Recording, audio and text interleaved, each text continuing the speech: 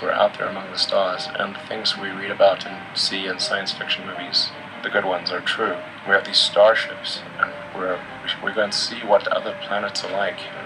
We're a multi-planet species, and the scope and scale of consciousness is expanded across many civilizations and many planets and many star systems. This is a great future. This is a wonderful thing to me, and that's what we should strive for. We can definitely go to the moon and Mars. Yeah. And Do you think we we'll can go to the colonize? asteroid belt, and we can go to the moons of Jupiter, Saturn. We can even get to Pluto. A future where we are a spacefaring civilization and out there among the stars.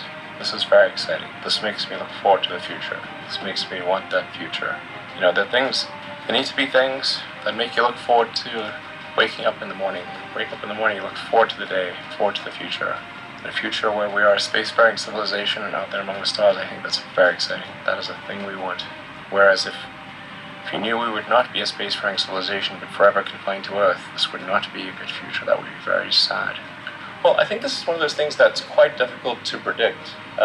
When you think of, the first controlled powered flight was 1903 with the Wright brothers. And then 66 years later, we put the first people on the moon.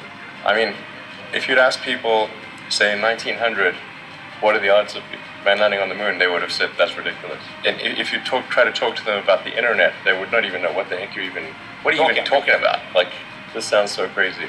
But today, with a $100 device, you can video conference with anyone in the world, on the other side of the world.